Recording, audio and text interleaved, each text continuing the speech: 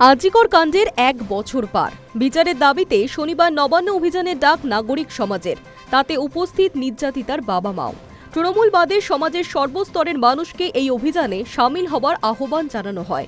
স্বভাবত নবান্ন অভিযান ঘিরে শহরে সম্ভাব্য উত্তেজনা এড়াতেই কড়া প্রস্তুতি নেওয়া হয়েছে কলকাতা পুলিশের তরফে। লালবাজার তরফে জানানো হয়, শনিবার ভোর 4টে থেকে রাত 10টা পর্যন্ত শহরের বেশ কিছু গুরুত্বপূর্ণ রাস্তায় যান চলাচল নিয়ন্ত্রণে। এই সময় জরুরি পরিষেবার গাড়ি ছাড়া সমস্ত ধরনের পণ্যবাহী গাড়ির চলাচল নিষিদ্ধ নির্দিষ্ট রাস্তাগুলিতে।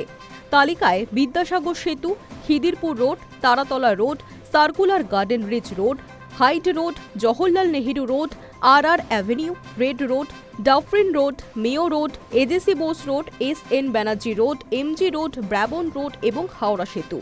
নবান্ন অভিযানের আগেই কলকাতার বহু জায়গায় বসানো হয় স্টিলের ব্যারিকেড, কন্টেনার, জল কামান। পুলিশ সূত্রে খবর, বিদ্যাসাগর সেতুতে যাতে কোনো মিছিল উঠতে না পারে সেই জন্য সেতুতে ওঠার সব রাস্তায় থাকছে ব্যারিকেড। পাশাপাশি টাফ ভিউ রোড, হেস্টিং মাজার, ফার্লং গেট এবং খিদিরপুর রোডে বসানো হচ্ছে অ্যালুমিনিয়ামের গার্ডওয়াল। পশ্চিমবঙ্গ ছাত্র সমাজের ডাকা নবান্ন অভিযানে তীব্র উত্তেজনা ছড়িয়েছিল।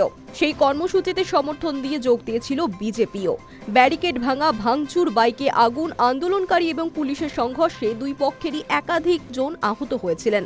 এবারও একই ধরনের পরিস্থিতির আশঙ্কা পুলিশের, তাই বাহিনীকে একসঙ্গে থেকে বিক্ষোভকারীদের মোকাবিলা করার নির্দেশ। নবান্ন অভিযান আটকাতে কলকাতা হাইকোর্টে আবেদন করা হলেও উচ্চ আদালত জানিয়ে দিয়েছে, শান্তিপূর্ণ প্রতিবাদ সকলের মৌলিক অধিকার। তাই পুলিশের ওপরই দায়িত্ব যাতে আইন শৃঙ্খলা বজায় রেখে পরিস্থিতি সামাল দেওয়া যায়। Hi news network.